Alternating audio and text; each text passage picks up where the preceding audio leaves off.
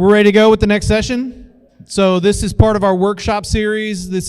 We're really trying to focus content on helping our industry partners, our entrepreneurial partners understand ways that they can improve their business. And we have been fortunate enough through one of our early opportunities with this organization, with this individual, actually, he was on a panel,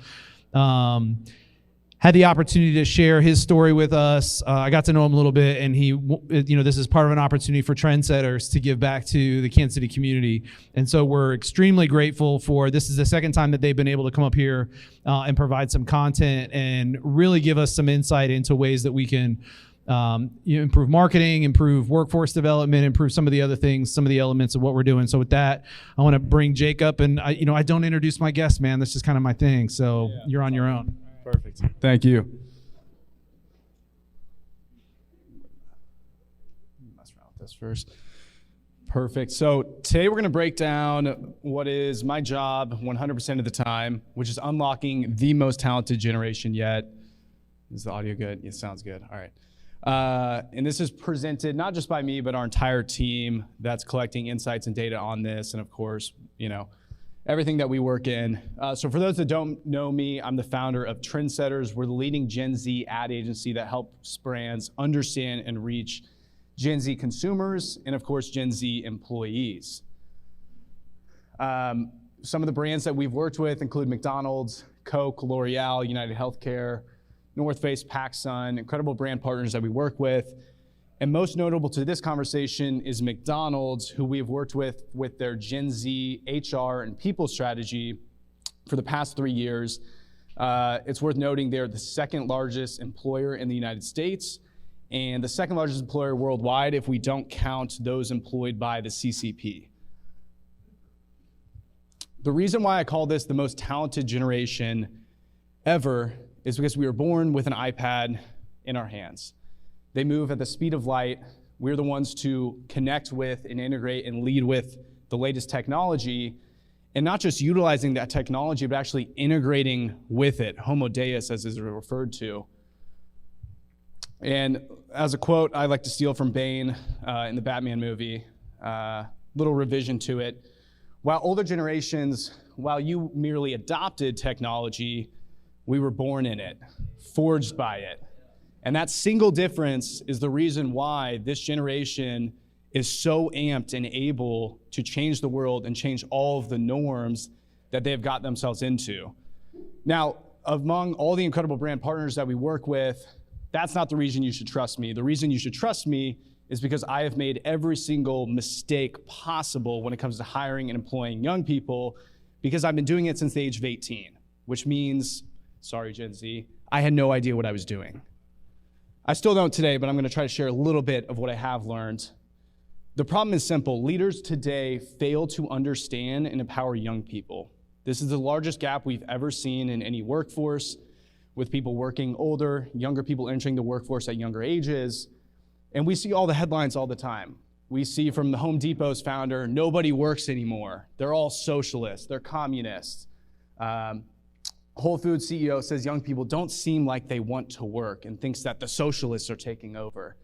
The Big Quit, close to 70% of US workers plan to leave their jobs in 2023. Why Gen Z's generation quit and why managing Gen Z is like working with people from a different country. This is the gap and this is the problem that we're facing today. And it was a problem that I noticed quite immediately. My first internship that I had while I was in high school through the incredible CAPS program here in Kansas City was at a company that I think we're all familiar with, Cerner. Great employer here locally, of course now owned by Oracle. And while I was an intern there, the first job they gave me was, hey, can you build us a social media platform? While certainly I would love to think that I am like Steve Jobs or Mark Zuckerberg, kind of strange to give that task to a 17-year-old with no development team, nor coding background, nor experience. And it really came into fruition at my last meeting I had at Cerner. I got to meet with a VP who was on the 6th floor there, and he brings me into his office. He was technically my boss, although this is my first time meeting him, which is a little bit awkward. And he says, you know what, Jake, based on everything you just told me, if you work really hard, go get good grades, go get a degree, go get an MBA, work hard for the next 20 years, make the right decisions, one day you can be in an office just like this. And the problem with that, and the biggest distinction, is assuming that I wanted what he wanted at the age he was at. Because when you have kids, when you have a mortgage, when you have bills to cover and things to pay for, what you want out of the world is a lot different than what the youngest people want out of the world. And so these are some of the forces creating these new workforce dynamics among many. Number one is entrepreneurship. This is the most entrepreneurial generation yet by far. 56% will start a business before the age of 25. This is also a generation that we have seen prefers 1099s over W-2s. They would much rather work in the gig economy and the creator economy than work a W-2 job with that taxable income going straight to the government and having to report to a boss. The third is impact. We know that they want to impact the world at their core, and they want their job to reflect such. And the final thing here, and the reality of the market today, is they have more options than any other young generation of the time ever. They don't have to take that job. They don't have to go do those things, because as a backup plan, they can go do DoorDash. They can go sell things on Etsy. They can go buy things off of Facebook Marketplace and resell them on Craigslist for a markup. There are more options today than ever before, and employers have to realize that as fundamental number one. It's really important that in this conversation, as we think about how to unlock this incredibly talented generation, that we understand their past, the present, and their future. For the past, it was the 2008 recession that had the biggest impact on them, not consciously, but subconsciously, unless you were a genius elementary school student who somehow understood a global recession, which is very unlikely to be the case. What they noticed was that, oh, why did one of my parents lose their jobs? Why did we move to a smaller house? Why didn't we go on vacation this year? Why weren't there as many presents underneath the tree around Christmas time? That subconscious stayed with this generation, and we saw it later in 2020 with, of course, a global pandemic, where we saw internships canceled. For high schoolers, those retail jobs completely gone. Your early entry-level employment, those were the first jobs to get cut. And so as we think about the future, we can't be surprised that this generation is quite concerned about that, and that what we've been told to be true has been proven anything but. And it brings me to a quote from a mentor of mine: "Today there's more security in the unknown than the known." The known of going to school, getting good grades, getting a degree, landing a job, maybe changing a role every once in a while, shifting to another job location, and then elevating through. That was what security was. And then it was proven to be falsely not true as soon as we entered the workforce. And so now we understand that there's more security, not in the known, but in the unknown. And that is why 70% of Gen Z, not a small number here, plan to quit their job, not 5-10 years from now, but in the next year. And so this is the big problem, but with all big problems, whether you're a large employer or the tiniest employer like me, just trying to find the most talented kids in this city, wherever it may be, to come work with you and build something great, this creates a huge opportunity. And one that, frankly, as far as large employers not understanding, creates an opportunity for all the small businesses, startups in here. And so as we break it down, the first step in what I've learned is converting values and morals into principles. Values and morals, we all know about them. Companies publish them to their website. They have them as a poster in their break room. They don't mean anything because they're not a daily action. We need to convert those values and morals into principles, which are our guiding principles that we see in our daily actions that we take as a company. The second here is fostering a culture of ownership. This allows for your team members, your young Gen Z employees, to take pride in their work, to have independence but control over what they do, and most importantly, having a connection to the outcome. If they're simply doing work to do work and not understanding the purpose of it, how do we expect them to grow? And my favorite phrase I like to use internally here is FITFO, figure it the F out. This is a generation, again, born with an iPad. We've always had Google. Now we have ChatGPT. We need to trust their ability to figure things out. One of the things that we do with our culture at Trndsttrs, you don't have to do this, is I always say right when we hire someone, hey, I'm anti-micromanagement. You don't want to be micromanaged. I don't want to micromanage you. Own your work so I don't have to. The third here, and the most important as we live in this remote work, Zoom world, which funny enough, a lot of people would think that Gen Z actually prefers remote work. That has been proven to not be true time and time again. They want to work in office. They want to be around people. They want that sense of community that was taken from them. It's not just having planned communication and collaboration, AKA meetings, collaborative work sessions on the calendar. It's also having unplanned ones. And you need to have both. In this world of endless communication, we have more ways to communicate today than ever before, whether it's meetings, our Slack, our project management suite, our cloud collaboration. We can literally all in this room be on the same Google document, chatting with each other, working together, text and call. We all have each other's phone numbers. Despite all of these communication meetings we have, it seems like we default to, well, if it's not on the calendar, you know what I mean? And so we need to have both planned communication, those one-on-ones, those things that have to take place, those quarterly reviews, you name it, but we also have we have to have those unplanned ones. One of the things I love doing, I'll call up a lot of my team members Saturday morning. A lot of time they're hungover, a lot of time they don't want to talk to me. I'm just like, hey man, how was your night? You know, what's going on? In our one-on-ones, the one rule we always have is we can't talk about work. That's my only rule for one-on-ones is you can't talk about work. How's it going? How's the family? What are you up to this weekend? Oh, sweet, can I go to that party too? That's my real intention with those one-on-ones, right? The fourth here is radical transparency with a very important asterisk on radical, because radical needs to be radically driven by empathy. We all know radical transparency, Ray Dalio, this idea of we should have a work culture where we can be very honest and transparent with people. I believe that is very true of this generation, but in doing so, we need to have that be driven by an empathetic tone and an empathetic nature, connecting with them at an individual level. Did I skip one? Oh, I didn't.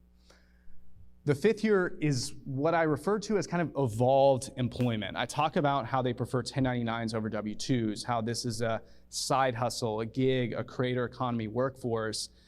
You know, there isn't a set standard that you need to do here, but so often I talk to employers and their only thinking is, no, we only hire full-time. We only hire full-time for in-office, 5 days a week, 40 hours a week.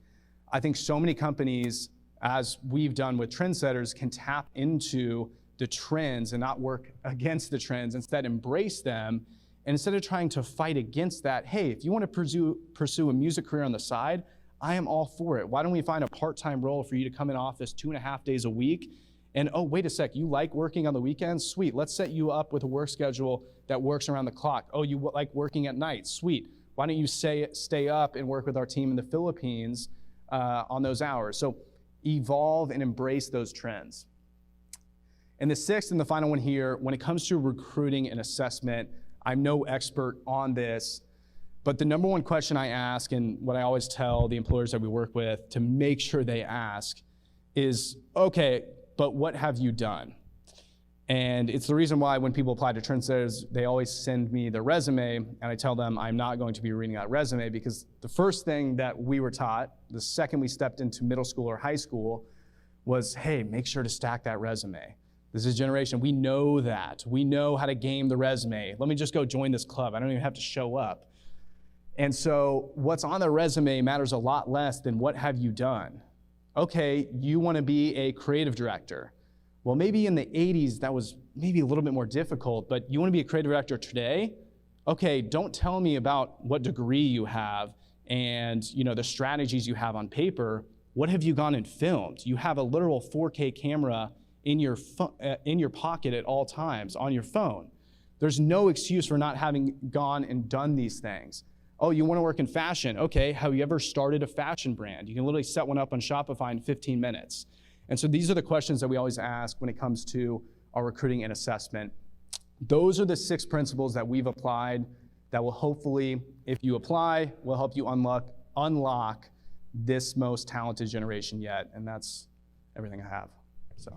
So what do you think, like you said, looking at those trends and, like I said, mentioning things like Google, ChatGPT, and losing those type of things, what do you think is the goal of Gen Z at the end of the day? Is it, is it money? Is it purpose? Like, what do you think that employers should be looking for now that those old 80 models of, hey, you can work for 40 years and get a pension? Like, that's not happening anymore. And a lot of these kids now that I can ask Alexa that I can't get a pension. So what are the values and things that, these big time companies should be looking towards, that you kind of touched on up there? Definitely. So it's really important to note, Gen Z is not a monolith as a generation. A lot of employers that I talk to, they read the headlines and they let that drive their decision making. One day it's, they're purpose driven. The next day it's this, and they're all about their finance. The reality is it's all at an individual level, and it's on the job of employers to sit down and ask that question. Hey, what do you want out of this job? What do you want out of this role? What do you want out of your career? And every single Gen Z individual you talk to is going to have a different answer. Some of the trends to keep in mind, though, we know that they want to create impact. That doesn't always mean having to go and change the world, but it's being able to see their work come to life or have a sense of ownership. And I think that's the case for this generation, maybe more than others. And then when it comes to finance, it isn't that they're going to put impact over finance, because they are quite actually financially savvy, despite a lot of the headlines that would say the opposite. So that's equally kind of important. But the bottom line is employers need to always understand at that individual level, hey, what do you want out of this? And I think what's actually most important is continuing to ask that question, whether it's every couple weeks or every single month, more than you would with older demographics. I can't tell you the number of people I've hired who on day one, they tell me, this is what I want out of this career and this is what I want out of this role. And then 2 months later, it goes by and their answer is totally different. And it's not a Gen Z thing, it's more of a youth thing, which is volatility of how your goals and your life trajectory changes. One day they want to be a music artist, literally 2 months later, they're like, hey, I actually hate music and I want to go move to Spain and do this thing. Those are legitimate conversations I've had with individuals who tell me one thing one day and 2 months later it's changed. So I think factoring in volatility of people's goals and how that kind of changes. Good evening. First, amazing presentation, really appreciated it. Could you speak to some of the challenges and the opportunity of staying aligned to your mission statement and also to the culture of your organization, if you would? Again. Yeah. You got it. Yeah, so when it comes to, I think the number one challenge that companies have when it comes to mission statement is you almost design it in a boardroom. It's either only done at the executive or leadership level or then reviewed by the board and then it gets released. And so it's a very blanket, very bland, it sounds really nice, but it doesn't mean anything to the people actually working inside of that organization. And so to me, for any company, I think you should have your mission statement, your external values, your external morals that the world gets to see. But you should also have it can be connected to it, but you should have separate ones internally. And hey, internally, this is what we value and this is what we're about. And being real with your people in that sense, because we all know it. Like, we read these companies' mission statements and we're like, what does that even mean? It's the most vague thing in the world. We stand for people. Like, McDonald's is literally like, I've had to read McDonald's a million times. It's literally like, we create incredible experiences that make people smile. It's like, okay, that's awesome. What does that actually mean? And so I think it's about translating that into internal, and I think it's also being honest about it. One of the things that I see a lot of companies do, both on the marketing side and the employment side, is feel that they have to use all the latest Gen Z synonyms in their thing and all the key words and the key fillers, when in reality, internally, hey, if you have a work culture that's all about, hey, we're gonna maximize the amount of money everyone makes in this room, and we wanna make sure we're out of office every single day by 4:30 p.m., that's a fine value and moral statement to have internally with your people. And it's much better to have that than to have a false one that isn't true. And so many companies have a values or a morals or a mission statement that just is not true with the actual work inside of that company. So I've been in Kansas City for a little over a year. And one thing I've learned about Kansas City, besides you guys really like barbecue, is that there are pockets of creative people all over the place. A lot of musicians, a lot of designers and photographers, but they don't really seem to communicate. And so I think that there are sort of cornerstones like Keystone trying to fit that gap. But as sort of the Gen Z guru based in Kansas City, what role do you see you and your company playing in helping that younger creative community establish more of a community and more of a collaborative environment here in Kansas City? Yeah, it's an amazing question. It's something I notice all the time. And transparently, up to this point, it's not something that we've done a great job of bringing the community together in. And I think we get very focused on this is what we're doing and this is what we're building, and we're less focused on how we can support the community around us as much as we should be doing that. The way I envision it for us is the same reason I'm actually born and raised here in Kansas City. I chose to move out to LA a couple of years ago, spent about a year and a half out there in Venice Beach, and got to experience that culture, was to take the insights of a community like that, which is obviously it's much larger, so you just have more people and more potential. Take those insights and try to apply that here. And one of the things that I always say to a lot of creatives here locally, which is one of the biggest differences I noticed between that creative culture and the creative culture here, is like the other videographer that does exactly what you do, or whatever you do, the other people in the city that do that thing, they are not your competition. Like, all boats will rise with the tide. It is beneficial if we work together. And yeah, you might be bidding on the same projects today, but imagine if you worked together, how much further you could go. And sometimes I think it's a small-minded approach, instead of getting into more of an abundance mindset thinking, where you realize that there are literally an infinite number of opportunities. There's literally websites now, Upwork, Fiverr, like jobs are posted, thousands of jobs posted every single day. And so I think that's one of the biggest learnings that I always share with a lot of the creatives here in town. So my question is, when you put on the screen morals, values, principles, daily action, can you give us an example how someone can utilize, or how you utilize principles in a daily action? Yep. Yeah, so I think we've talked about some of the examples of morals and values. Company would be like, we stand for this, here's a cool PR release so we can look good to our customers, to our clients, whatever. Principles, those are more about, again, those things that take place in daily action. And so for us, one of our core principles being a Gen Z agency is sustainability and climate change. And we want to make sure that, hey, representing our generation, that's their number one issue. That should also be, as a company, our number one issue. And so what does it mean? It means that we actively go out, try to work with clients in that space. Right now, working with actually the state of California, their Public Utilities Commission, San Diego Gas and Electric, chatting with Evergy here locally. NRDC just actually became a client. They're the largest environmental nonprofit in the US. We're launching a campaign based out of Canada right now. P&G is literally tearing down a forest there to convert it to toilet paper, which is probably the most ironic thing in the world. And so actively in our work, going out and doing that. And then every single Friday, we activate a community service hour where we're actively working in the community, working with companies, providing our services at no cost to local businesses. And so those are a couple of the things in terms of our principles and how we try to implement those.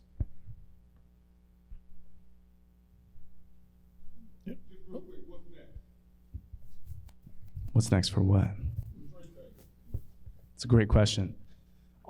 Short-term horizon, launching an office in San Diego, here in Kansas City, continue to build, find the best talent possible and add them to the roster to grow with us, and continue to work with incredible brands and make our name known.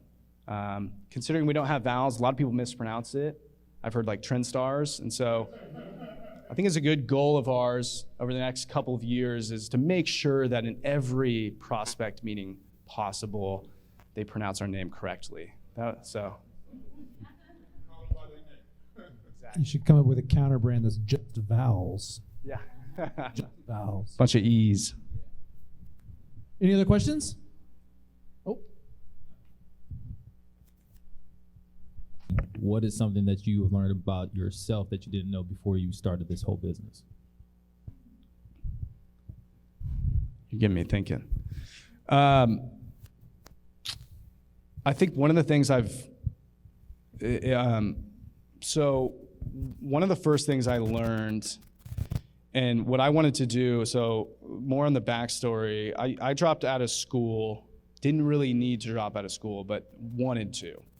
And literally moved out of my parents' house, lived in a $500 a month place in Westport.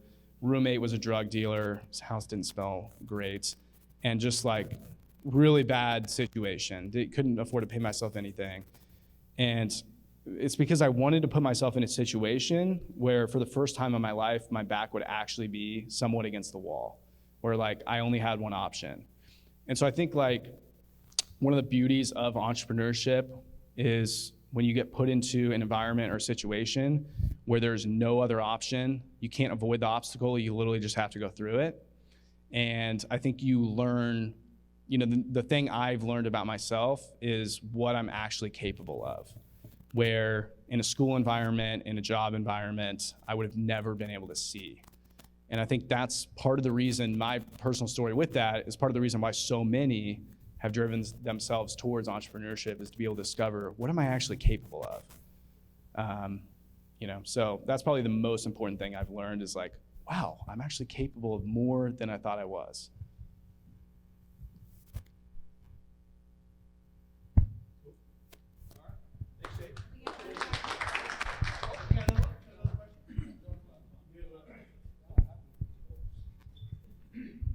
I definitely have had a lot of benefits working with people who are not in the same generation. I know that your COO isn't the same generation. I had a conversation earlier. So what are some of the benefits that having different generations in your company bring, whether it's work ethic, perspective, and or just systematic procedures? Yeah, so something I probably should have shared is, despite our model being built around Gen Z, obviously we have a team member who's Gen X, but and we have actually one of our advisors here, but we have incredible advisors. Like outside of my work and my friends, the majority of people who I talk to and enjoy talking with actually the most are well above the age of 55. All of my mentors, all of the people who I actually trust at like an extreme level tend to be in that generation of like been there, done that, can forecast things that I would never be able to see. And so I think it's about surrounding yourself with mentors, with advisors who are not just your peers, because your peers, they're gonna tell you what you wanna hear. And the people that you work with as well, it's limited the advice that they can give you. And so whether you're founder or just working, whatever, one of the most important things you can do is surround yourself with people who are also at a level where they're comfortable with their self-esteem, they're confident in who they are, and they can give you like the hardcore, honest feedback 24/7 because it doesn't impact them. They don't care. They're just gonna tell you how it is.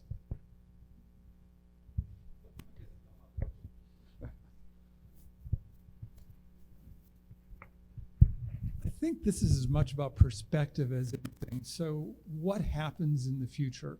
If you're a garment or a hospital, what you described about how organizations need to evolve, and I 100% agree with you, about more authenticity, more empowerment, it's about paying attention to the individual. But what happens if you're a giant insurance company, or we make bolts? Something that's incredibly mundane. Yeah. There's no authenticity. There's no pride really kind of possible there. What's Good question. So I think the bottom line answer is you're going to have to get creative, particularly for those large employers. And I'll share an example. There's a company, fastest growing company in America in 2021, and one that I got to see grow from $10 million in revenue to $2 billion in revenue in the span of 18 months. That company is called Trndsttrs. Now, what they did is they were a nurse HR platform able to recruit, and then place nurses at a scale that was quite unprecedented at the time.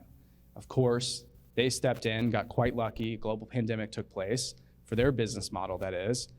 And one of the benefits that they offered that was unique, that no other employer in that space was offering while this pandemic was going on, was same-day pay. So they had a payments platform that they designed on the back end, partnered with a financial platform. They did this when they were a $10 million company. I can't imagine the financial loopholes they had to go through once they got to a larger size, but super creative solution, same-day payment for nurses, so that those traveling nurses in Ohio that had to fly out to California because there was a spike in Los Angeles, so that they could get same-day pay and Venmo their kids back in Ohio because they were a single mother of 2 kids. And now those kids, funny enough, would then go to McDonald's, which is how we connected our McDonald's campaign to that, and shared smiles everywhere. So that's one example, but I think, there we go. So, but I think it's having to get creative is like the bottom line to it. There's probably a more tactical, strategic way to get there. But I think large employers have to be willing to, and I think the biggest thing too is a willingness to listen. And actually listen and apply. Are you listening because that is your job as someone who works as a CHRO or in that HR department? Or are you listening because you're actually curious to learn and apply those learnings? And you know, a lot of the large employers and the HR departments I talk to, it doesn't seem that they're actively listening. It's more listening to check the box. There's been we've been having this Gen Z mental health and millennial mental health crisis for the past, 5-7 years. What large, even companies like United Healthcare, what large organizations have done anything for their own employees to do so? The premiums on it are still insane based on your healthcare coverage inside of those companies. And so I think large employers are gonna have to get creative.